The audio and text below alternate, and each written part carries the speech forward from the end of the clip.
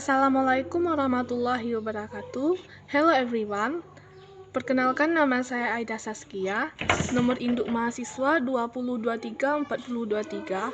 Saya berasal dari Prodi Perpustakaan dan Ilmu Informasi Universitas Negeri Padang. Di sini saya akan menjelaskan sedikit penjelasan mengenai materi tentang kebijakan pengembangan koleksi.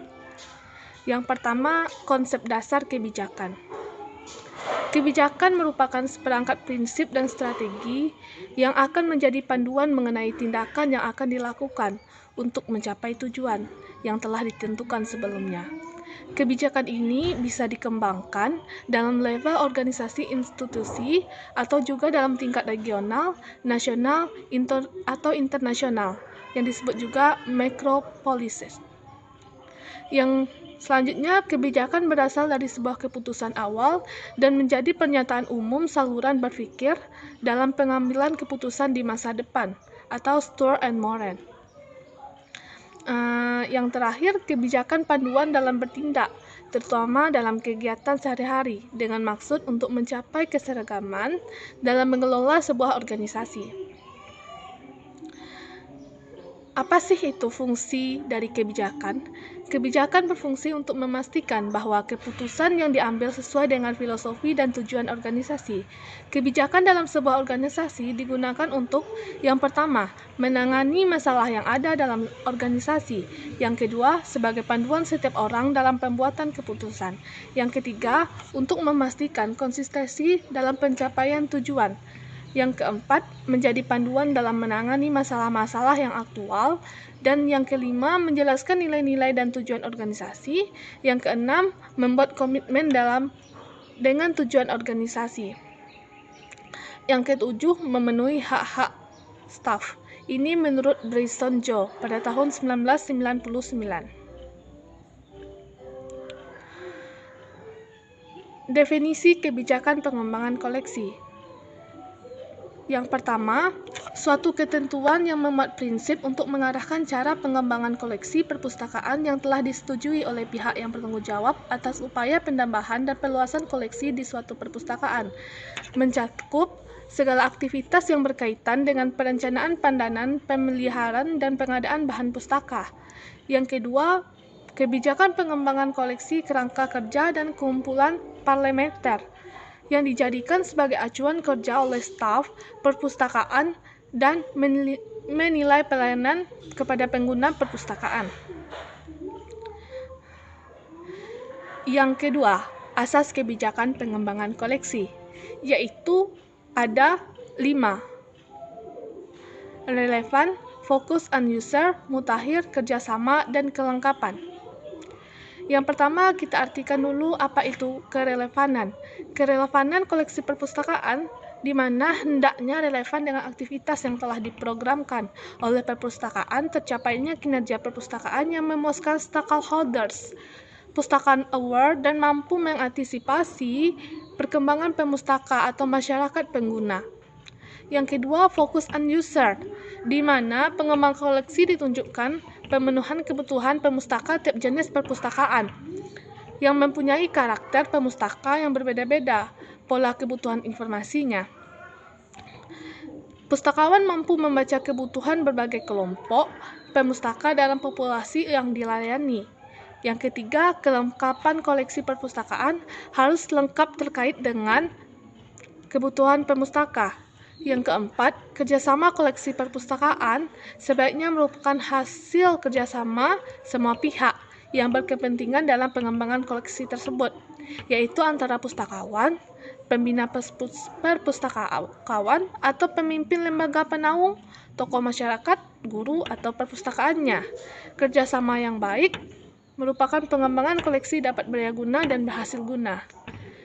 Yang kelima, kemuktahiran, di mana koleksi pengetahuan dan teknologi mutakhir dan perpustakaan harus mengadakan dan memperoleh bahan pustaka yang menjadi koleksi, di mana dana rutin diperlukan untuk pengadaan bahan pustaka yang sesuai dengan kebutuhan pemustaka. Jumlah cukup besar mengingat semakin tingginya harga bahan pustaka yang beredar di pasaran. Yang ketiga, informasi utama dalam merancang pengembangan koleksi, yaitu yang pertama, kekuatan dan kelemahan. Yang kedua, koleksi perpustakaan. Yang ketiga, sumber-sumber informasi lain. Yang keempat, pemustaka. Dan yang kelima, perubahan kebutuhannya. Yang keempat, fungsi kebijakan pengembangan koleksi. Yang pertama, fungsi perencanaan kebijakan, di mana pengembangan koleksi merupakan perencanaan yang mengatur prioritas dan mengalokasikan sumber dana mengenai siapa saja yang akan dilayani perpustakaan, mengenai bidang ilmu apa yang akan dikembangkan, dan serta penelitian-penelitian yang akan dilakukan perpustakaan. Bidang ilmu apa yang harus mendapatkan prioritas, mana yang dapat ditunda pengadaannya. Untuk itu, perpustakaan harus menentukan skala prioritas pengadaannya. Yang kedua, fungsi komunikasi internal, di mana proses pembuatan kebijakan pengembangan komunikasi dan koleksi memerlukan komunikasi dengan stakeholders dan diharapkan berlangsung secara kontinu sebagai upaya peningkatan kerjasama antar perpustakaan untuk menghindari pemilikan koleksi yang sama, juga memungkinkan pengguna perpustakaan mendapatkan informasi dari sumber bahan pustaka yang lebih luas. Yang ketiga, fungsi komunikasi eksternal, di mana perpustakaan perlu berkomunikasi dengan perpustakaan lain tentang rencana pengembangan koleksinya, termasuk bidang ilmu yang akan dikembangkan. Yang kelima, manfaat kebijakan pengembangan koleksi. Adapun manfaat dan fungsi kebijakan pengembangan koleksi, menurut Jorma and Howes pada tahun 1991, yang pertama, staf perpustakaan mengetahui dan berkomitmen dengan mengidentifikasi kebutuhan pemustaka atau jangka pendek serta jangka panjang, dan untuk membantu penyusunan skala prioritas alokasi dana. Yang kedua, membantu memastikan bahwa perpustakaan berkomitmen untuk melayani semua stakeholders, baik saat itu ataupun di masa yang akan datang. Yang ketiga, untuk membantu membuat standar koleksi. Yang keempat, menginformasikan pengguna, staf, dan perpustakaan lainnya mengenai cakupan koleksi yang ada dan memfasilitasi koordinasi dalam melakukan pengembangan koleksi antar institusi. Yang kelima, membantu meminimalisir kesalahan data. Yang keenam, membantu alat untuk melatih staf baru. Yang ketujuh, untuk membantu menjamin kelangsungan koleksi secara berkelanjutan antara satu staf dengan staf lainnya. Yang kedelapan, membantu dalam melakukan evaluasi pribadi staf atau evaluasi yang dilakukan oleh pihak luar. Yang kesembilan, untuk membantu memperlihatkan bahwa perpustakaan benar-benar berjalan. Yang kesepuluh, menyediakan informasi untuk digunakan dalam penyusunan anggaran perpustakaan. Yang ke-11, membantu keputusan sehari-hari yang akan membantu staf perpustakaan baru. Yang ke-12, sebagai sarana untuk menangani ketindakan puasan baik dari staf maupun perpustakaan ataupun pengguna perpustakaan.